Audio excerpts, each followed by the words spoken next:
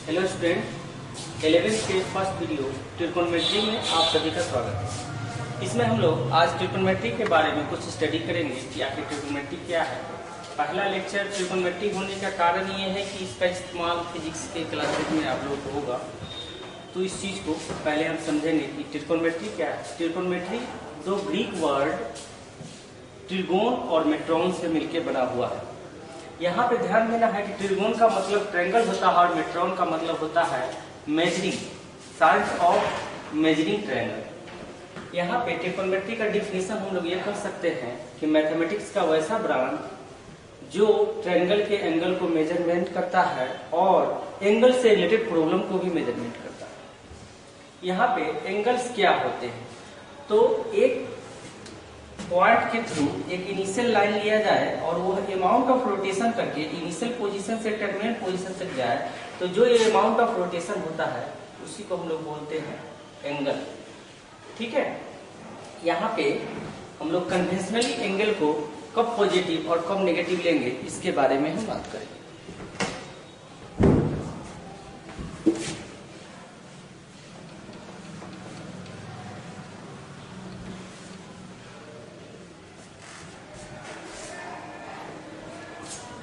जब भी initial line का रोटेशन एंटी क्लॉकवाइज हो, एंटी क्लॉकवाइज हो, तो जो एंगल मेजर होता है उसको कन्वेंशनली पॉजिटिव लिया गया, ऐसा मान्यता सिस्टम में है। जैसे कि हम लोग पढ़े हैं कि अगर ये कोऑर्डिनेट एक्सिस है, सपोज कीजिए तो ये ओरिजिन है, तो हम मानते हैं कि इधर एक्स एक्सिस को पॉजिटिव, इधर वाई एक्सिस को पॉजिटिव लेनी है, इधर एक्सिस को नेगेटिव, इधर वाई एक्सिस को नेगेटिव लेनी है। उसी तरह से जब ये रोटेशन हमारा एंटी क्लॉकवाइज जाएगा, जैसे आप यहाँ पे रोटेट करके चले आओ, यहाँ पे रोटेट करके चले आओ, तो ये जो एंगल है कन्वेंशनली पॉजिटिव लिया जाता है। ये θ1 है मान लो, ये θ2 है, तो कन्वेंशनली पॉजिटिव लिया जाता है। Anti clockwise angle will be positive.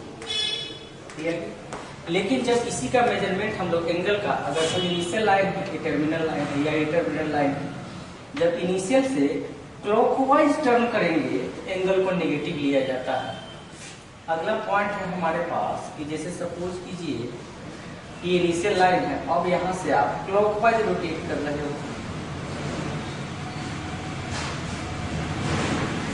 Clockwise rotation, यहाँ पर एंगल को नेगेटिव लिया जाएगा। कैसे? तो ये इनिशियल है, अब ये टर्मिनल साइड है सपोज कीजिए, तो जो भी एंगल यहाँ रोटेट करेंगे, अगर ये θ1 है तो ये मेरा -θ1 का है। अगर सपोज कीजिए वो θ2 है, तो यहाँ पर जब हम आएंगे तो ये एंगल मेरा -θ2 का है। इस तरह से जब हम एंटी क्लॉकवाइज या क्लॉकवाइज रोटेशन करते हैं तो उसमें एंगल को पॉजिटिव या नेगेटिव ले सकते हैं। और उसको थोड़ा सा हम और समझने का प्रयास करें। जैसे सपोज कीजिए कि हमारे पास ये सिस्टम है, अब हम यहाँ से यहाँ चले, इस डायरेक्शन में चले, अगर 30 डिग्री चलते हैं तो हम 30 डिग्री प्लस में लिखेंगे। इसमें जितना एंगल हम रोटेट करेंगे उतना प्लस में ही लिखेंगे। सपोज कीजिए कि दूसरा रोटेशन है हमारे पास, ये तो 30 डिग्री है ही, अब हम क्या किए कि यहाँ से चल के फिर यहाँ तक अगर हम रोटेट कर गए, तो आपको पता है पहले से कि ये टोटल जो एक एंगल है ये 360 है, और फिर 30 गए तो आपका ये एंगल कहलाएगा 360 प्लस 30, यानी कि हमारे पास जो एंगल हो जाएंगे वो 390 डिग्री। ठीक है, लेकिन अगर ये एंटी क्लॉकवाइज रोटेशन में है तो इस तरह से है, लेकिन अगर हम क्लॉकवाइज रोटेट करते हैं, सपोज कीजिए, ध्यान देना है, अगर उतना ही एंगल, जितना एंगल हम यहाँ इधर चले हैं, जब आप इधर चलेंगे तो ये मेरा -30 डिग्री। ठीक है, फिर अगर हम यहीं से रोटेट करके और फिर से हम यहाँ से चले आएंगे तो ये एंगल मेरा -390 डिग्री।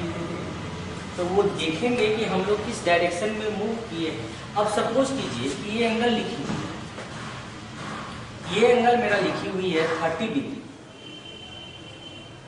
अब हम क्या करते हैं कि हम इधर से रोटेट करके यहाँ से यहाँ जब चले आएंगे तो मेरा कितना डिग्री एंगल होना चाहिए, टोटल 360 है और जब हम ऐसे चले हैं तो -330 डिग्री होनी चाहिए।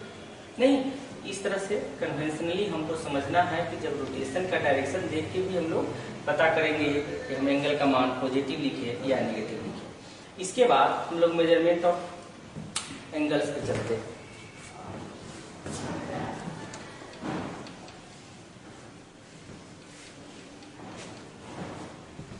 अब हम लोग मेजरमेंट्स ऑफ एंगल पे चलेंगे।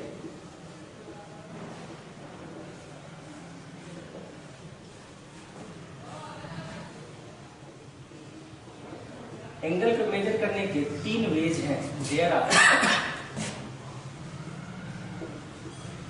Are 3 method to measure angle. Angle को मेजर करने के 3 मेथड हैं, ठीक है। पहला होता है सेक्साजेसिमल सिस्टम या डिग्री सिस्टम।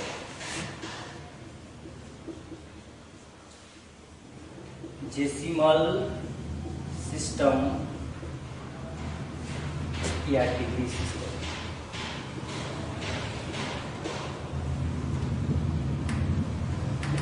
दूसरा होता है मेरा सेंटेसिमल सिस्टम या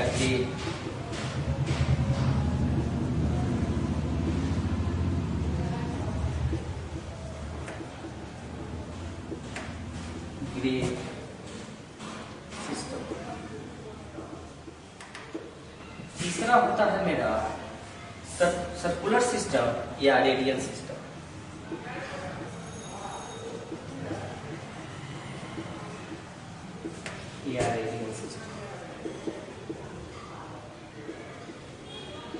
इसको बारी-बारी से, जैसे कि किसी भी चीज को मेजर करने के लिए हमको विशेष सिस्टम यूनिट की जरूरत पड़ती है, जैसे लेंथ है या अदर जो भी चीजें हम लोग स्टडी करते हैं। इसी तरह से एंगल को भी मेजरमेंट करने के लिए हम लोगों को डिफरेंट मेथड्स की जरूरत पड़ती है। पहला सेक्साडेसिमल, सेंटेसिमल और सर्कुलर सिस्टम, जिसमें अभी तक ये 2 सिस्टम चल रहा है, ये सिस्टम बंद हो गया है। बहुत हद तक ये सिस्टम का इस्तेमाल अब कहीं नहीं होता है और बुक में भी पढ़ाई नहीं जाती है। फिर भी मैं एक एक करके सारे सिस्टम्स के बारे में आपको बताऊंगा। पहला हम लोग सेक्साडेसिमल सिस्टम पर बात करेंगे।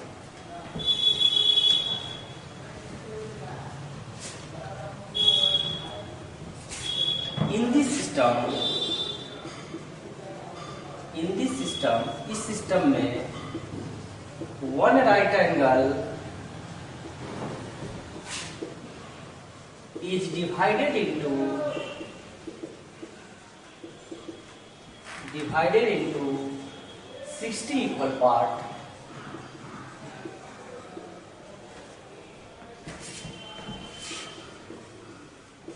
क्या किया गया कि सेक्साडेसिमल सिस्टम में या डिग्री सिस्टम में एक राइट एंगल को 90 इक्वल पार्ट्स 90 इक्वल भागों में बांटा गया और प्रत्येक भाग के बीच जो एंगल का फॉर्मेशन हुआ उसको 1 डिग्री माना गया। जैसे सपोज कीजिए कि आप एक प्लेन को 4 भागों में डिवाइड करते हैं, आपको पता है कि ये 4 राइट एंगल में बट गया। अब आप क्या करें, एक राइट एंगल को 90 इक्वल पार्ट्स में बांटे। जैसे ये मेजर करके बांटा गया हो, ऐसे 90 पार्ट में बांटेंगे और प्रत्येक पार्ट के बीच जो एंगल बनेगा उसको 1 डिग्री कहा गया। ठीक है, तो इस सिस्टम में क्या किया गया कि एक right angle equal to 90 degree माना गया। 90 डिग्री क्यों माना गया कि एक राइट एंगल को 90 इक्वल पार्ट में बांटा गया और प्रत्येक पार्ट के बीच जो एंगल हुआ उसको 1 डिग्री माना गया। तो 90 पार्ट्स में बांटे हैं तो 90 डिग्री। उसी तरह से 1 डिग्री को फिर 60 इक्वल पार्ट में बांटा गया और प्रत्येक पार्ट के बीच जो एंगल हुआ उसको 1 मिनट बोला गया। तो यहाँ पर 1 डिग्री को 60 इक्वल पार्ट में बांटना है तो 1 डिग्री इक्वल टू कितना मिनट होना चाहिए, 60 मिनट होना चाहिए। जैसे सपोज कीजिए ये मेरा 1 डिग्री है, मान लीजिए 1 डिग्री है, इसको 60 भागों में बांटना है ऐसे करके और प्रत्येक भाग के बीच जो एंगल बनेगा उसको 1 मिनट माना गया। 1 डिग्री इक्वल टू 60 मिनट और 1 मिनट इक्वल टू 60 सेकेंड। ये हमको याद कर लेना है, ये चीज जो दिया गया है इस सिस्टम में। ठीक है। दूसरा हम लोग ग्रेड सिस्टम के बारे में बात करेंगे, ग्रेड सिस्टम में कैसे लिया गया, ठीक है। नेक्स्ट हम लोग देखेंगे ग्रेड सिस्टम।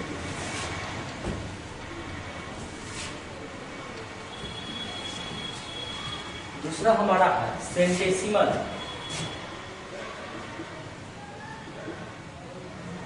या ग्रेड, ठीक है। इन दिस सिस्टम एक राइट एंगल को 100 पार्ट में बांटा गया, 100 भाग में बांटा गया, ठीक है। इसका एक ग्रेड नाम दिया गया। तो एक right angle equal to 100 grade लिखा गया, ठीक है। और एक ग्रेड इक्वल टू 100 मिनट और 1 मिनट इक्वल टू 100 ऐसे लिखा गया। लेकिन ये सिस्टम का इस्तेमाल अब नहीं होता है। हमको मेन रूप से दो ही चीजों पे मेन फोकस करनी है, एक सेक्साडेसिमल या डिग्री मेजर और दूसरा सर्कुलर या रेडियन मेजर। तो सबसे पहले हम लोग रेडियन मेजर के बारे में भी थोड़ी सी बात कर लेंगे कि रेडियन मेजर क्या है, ठीक है। तो यहाँ पे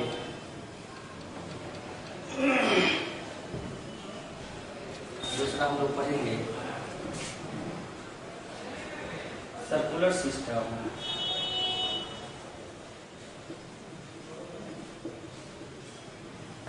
या रेडियल सिस्टम।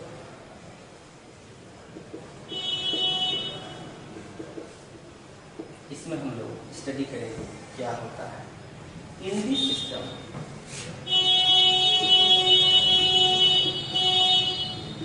इस सिस्टम में सबसे पहले हम लोग डिफाइन करेंगे कि 1 रेडियन क्या होता है। तो इसके लिए हम लोग सर्कुलर सिस्टम है, यानी इसके लिए हमको एक सर्किट की जरूरत आवश्यक पड़ेगी।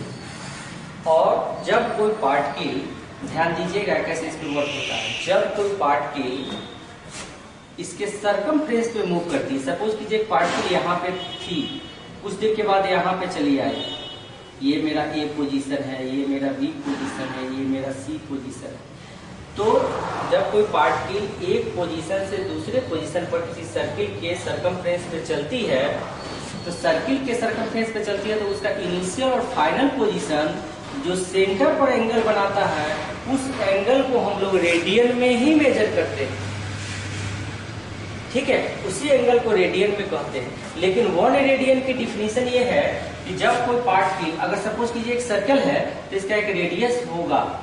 तो जब कोई पार्टिकल इसके सरकमफ्रेंस पे मोशन कर रही है और एक जगह से दूसरी जगह जाती है, एक जगह से दूसरी जगह का जो आर्क का लेंथ होगा, अगर वो रेडियस के इक्वल हो जाए, वो किसके इक्वल हो जाए, रेडियस के इक्वल हो जाए, उस वक्त सेंटर पर जो एंगल बनेगा वह 1 रेडियन कहलाएगा। इस वक्त यहाँ पर एंगल होता है 1 रेडियन। यहाँ पे 1c लिखा है, तो जैसे डिग्री के लिए 0 लिखते हैं, इसलिए c जो है साइन ऑफ रेडियन है, ठीक है। ये साइन ऑफ रेडियन है, यानी कि एक रेडियन का डिफिनीशन हम ये कह सकते हैं कि कोई पार्टिकल किसी सर्किल पे मोशन कर रही है और उसका इनिशियल और फाइनल पोजीशन का डिस्टेंस अगर रेडियस के इक्वल हो जाए, उस वक्त इनिशियल और फाइनल पोजीशन उसके सेंटर पर जो एंगल बनाता है उसको 1 रेडियन डिफाइन करते हैं। इस तरह से सिस्टम को हमको समझना है, ठीक है। आगे हम लोग एक और फार्मूला जनरेट करेंगे। ये तो हम समझ गए कि 1 रेडियन कब होता है, क्या होता है, इस चीज को समझे। आगे हम एक फार्मूला और जनरेट करेंगे।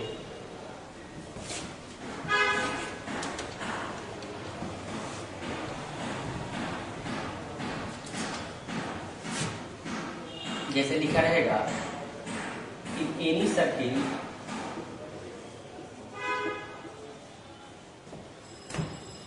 Circle if radius is r and length of arc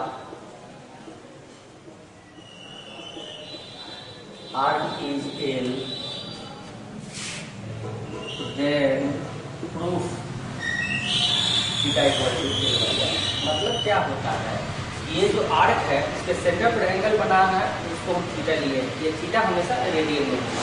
जैसे सपोज कीजिए एक सर्कल है, सपोज कीजिए एंगल थीटा है, ये लेंथ एल है, लेंथ ऑफ आर्क और रेडियस आर है, तो आपसे कहेगा theta equal to L by R का फार्मूला डिराइव करो। तो हम कैसे डिराइव करेंगे इसको थोड़ा सा समझते। जैसे ध्यान दीजिए कि हमने लिया एक सर्कल, ठीक है, यहाँ पे सपोज कीजिए बनाया थीटा 1, हमने कहा L1, यहाँ पे बनाया थीटा 2, हमने कहा L2।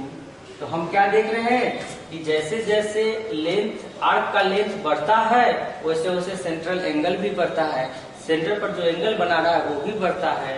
तो हम लोग कह सकते हैं कि angle in radian, angle in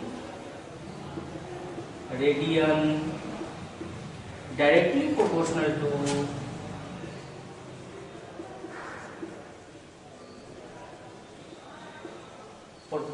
to length of arc. जैसे जैसे लेंथ ऑफ आर्क बढ़ेगा एंगल रेडियन का मान, एंगल का मान रेडियन में उस तरह से मूव करेगा, उस तरह से बढ़ेगा। इसका मतलब है कि theta directly proportional to R हम लोग एल बोल सकते हैं। कि थीटा क्या है, लेंथ के डायरेक्टली प्रोपोर्शनल हो जाएगा। जैसे जैसे आर्क का लेंथ बढ़ाएंगे वैसे वैसे, जैसे जैसे आर्क का लेंथ घटाएंगे वैसे वैसे थीटा भी मेरा घटेगा। जहां कहीं भी प्रोपोर्शनल लिखते हैं वहां पर एक प्रोपोर्शनल कांस्टेंट इस्तेमाल करते हैं। अगर प्रोपोर्शनलिटी हटाते हैं तो वो प्रोपोर्शनल कांस्टेंट कुछ भी हो सकता है, greater than 1, less than 1, anything, ठीक है। तो यहाँ पे जब हम इस प्रोपोर्शनल को हटाएंगे तो theta equal to K L लिख देंगे, ठीक है। यहाँ तक तो क्लियर हो गया होगा। आगे हम लोग बढ़ेंगे। हमको पता है कि जब एंगल 1 रेडियन बनता था तो लेंथ ऑफ आर्क जो होता था वो रेडियस के इक्वल होता था। तो हम लिखेंगे when theta equal to 1 radian then length equal to R, radius होता था। तो उस केस में क्या होगा, 1 इक्वल टू के आर, ठीक है। अब हम इसको इक्वेशन 1 लेके और इसको इक्वेशन 2 लेके दोनों को डिवाइड कर देंगे। यहाँ पे डिवाइड 1 बाई 2, 1 को 2 से भाग देंगे तो क्या होगा, theta by 1 equal to K L by K R, K से के कट गया तो theta equal to L by R. ये फार्मूला बहुत उपयोगी है क्वेश्चंस को बनाने के लिए, लेकिन ये फार्मूला में theta equal to L by R लगेगा तो थीटा का मान हमेशा रेडियन में रहेगा, तब ये फार्मूला हम इस्तेमाल कर पाएंगे और नहीं तो नहीं इस्तेमाल कर पाएंगे। ये चीज हम भली भांति समझ गए हैं। अब थोड़ा सा कुछ और हम चर्चा करते हैं।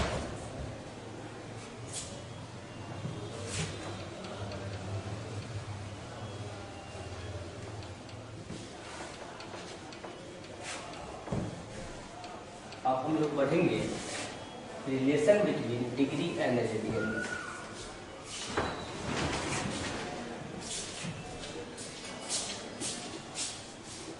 Relation between degree and radian.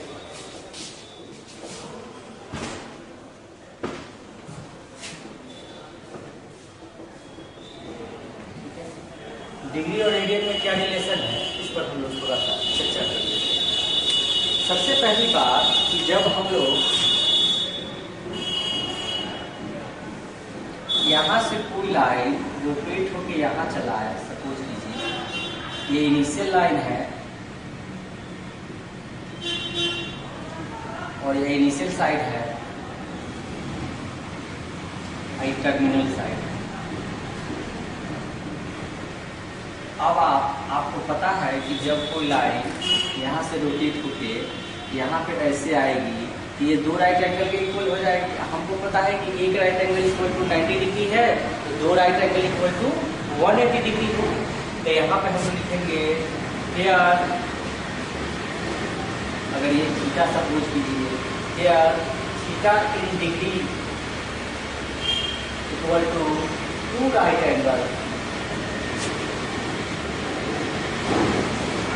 यानी कि 2 × 90 डिग्री यानी 180 डिग्री बोल सकते हैं। इसमें कोई डाउट नहीं होना चाहिए, दूसरा, जब हम इसी को रेडियन में मेजर करेंगे तो क्या होगा, इन रेडियन में क्या होगा, थीटा इक्वल टू फॉर्मूला अभी हमने पढ़ा है L/R होता है। एल का क्या मतलब समझिएगा, एल का मतलब ये पॉइंट यहाँ से यहाँ तक गया तो ये टोटल यहाँ से यहाँ तक एल हो रहा है, चूंकि एंगल हम यहाँ से यहाँ तक ले रहे हैं। तो हमको पता है कि यह एक सर्किल का निर्माण कर रहा है। सिस्टम को और रिमूव कर देंगे तो एक सर्किल बनेगा, और हमको पता है कि सर्किल का सरकमफ्रेंस 2πr होता है, इसलिए यह लेंथ सेमी पेरीमीटर होगा। ये सेमी सर्कल के सिस्टम पे काम करेंगे तो ये लेंथ मेरा πr हो जाएगा। ठीक है, तो थीटा इक्वल टू L/R के फॉर्मूला से चलेंगे तो थीटा इक्वल टू एल के जगह पर अब हम लोग πr इस्तेमाल करेंगे, πr/r, तो ये कट गया, यानी theta in radian equal to हो गया पाई रेडियन। इसको हम लोग पाई रेडियन पढ़ेंगे। तो जब एंगल का मान डिग्री में लिए तो 180 डिग्री हुआ, और रेडियन में लिए तो पाई रेडियन हुआ, इसलिए हम लोग बोल सकते हैं 180 degree equal to pi radian. ठीक है, इसके द्वारा हम डिग्री को रेडियन में या रेडियन को डिग्री में कन्वर्ट कर सकते हैं। ठीक है, यहाँ ध्यान रखना है कि पाई का न्यूमेरिकल मान जो होता है 22/7 या 3.1414 होता है। ये वास्तव में पाई का मान अभी तक निकाला नहीं जा सका है, ये हम लोग रफली लिखते हैं, एग्जैक्ट वैल्यू हम लोग नहीं लिखते हैं, इसको रफली लिखते हैं। इस बात को ध्यान रखना है कि जहाँ कहीं पाई का हमको न्यूमेरिकल मान लिखना होगा, पाई का न्यूमेरिकल मान, मैग्नीट्यूड उसकी केवल लिखनी होगी, तो उस केस में हम लोग इस तरह का इस्तेमाल करेंगे। अब हम लोग इस कन्वर्सन का इस्तेमाल कैसे करेंगे और कैसे डिग्री को रेडियन में या रेडियन को डिग्री में कन्वर्ट करेंगे, उस चीज को हम लोग थोड़ा समझते हैं इस कोर्स से।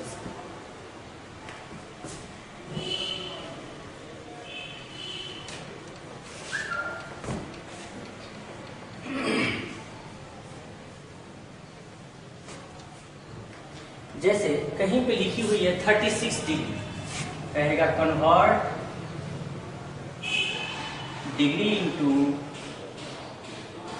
रेडियन, कहेगा कि डिग्री को रेडियन में बदलो, और लिख देगा 30 डिग्री को रेडियन में बदलना है। तो हम लोग जो फॉर्मूला अभी सीखे हैं उसका इस्तेमाल करेंगे। क्या होगा, हम लोग पढ़े हैं 180 degree equal to pi radian, इसलिए 30 डिग्री इक्वल टू π/180 इंटू 30, आप इसको काटिएगा 6 टाइम जाएगा, यानी π/6 रेडियन। तो याद रखना है कि कभी कभी 30 डिग्री के जगह पे π/6 रेडियन में लिखा रहेगा, तो हमको समझना चाहिए कि ये भी एंगल है और वह एंगल रेडियन में होता है। ठीक है, इसी में कहीं पे लिखा रहेगा, सपोज कीजिए ये पहला था 30 डिग्री का, अगर ये -30 डिग्री रहता, ये सपोज करो -30 रहता, तो माइनस से घबराने की कोई जरूरत नहीं है, यहाँ माइनस डालते और यहाँ माइनस लिखते, दैट्स ऑल, और कुछ नहीं होता। कहीं पे लिखी हुई है, सपोज करो 7 डिग्री 30 मिनट, इसको हमको कहेगा कि इसको रेडियन में बदलो। तो जब तक इसको रेडियन में उस वक्त तक नहीं बदल पाएंगे जब तक इसको हम पूरे को डिग्री में न लिख दें।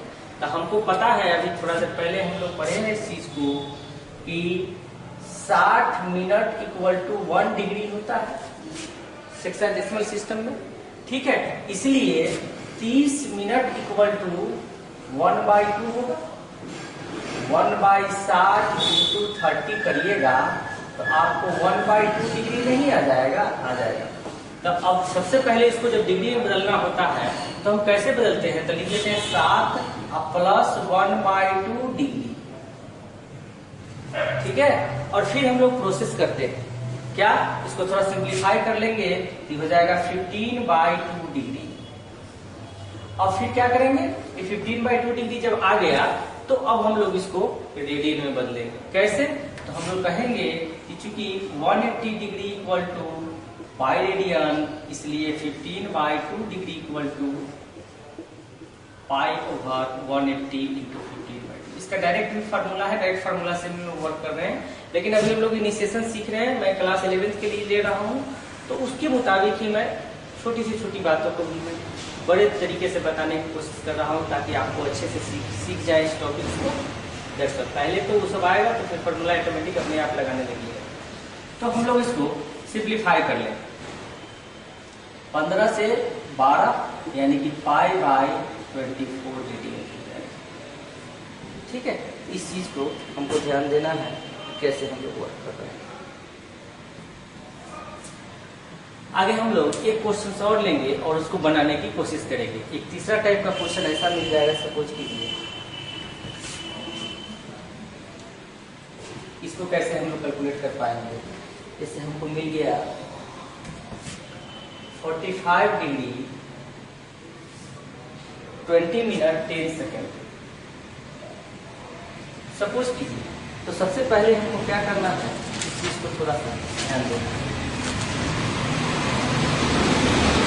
यहाँ पे फिर हमको सबको पूरे सिस्टम को डिग्री में बदलनी है, तो हम लोग बारी बारी से बदलते हैं। पहले हम लोग 20 मिनट को डिग्री में बदलेंगे। तो 20 मिनट को डिग्री में बदलिएगा तो क्या हो, हम लोग के पास हम पढ़े हैं कि 60 मिनट इक्वल टू 1 डिग्री, इसलिए 20 मिनट इक्वल टू 1/60 इंटू 20। आपके पास हो जाएगा 20/60 डिग्री यानी कि 1/3 डिग्री। तो सबसे पहले हम इसको डिग्री में करेंगे। फिर सेकंड पे बात करेंगे तो हमको पता है कि 60 सेकंड इक्वल टू 1 मिनट होता है, तो 10 second equal to 1/60 into 10 minute हो जाएगा। इससे इसको कैंसिल कर लीजिएगा तो 1/6 मिनट हो जाएगा। ठीक है, अब मिनट को फिर डिग्री में बदलना है, तो अभी फिर पढ़े हैं कि 60 मिनट इक्वल टू 1 डिग्री, इसलिए 1/6 minute equal to 1/60 into 1/6 degree यानी कि 1/360 डिग्री हमारा हो जाएगा। ठीक है, अब हम पहले सारे सिस्टम को बदलेंगे। कैसे बदलेंगे, तो इसको लिखेंगे 45 डिग्री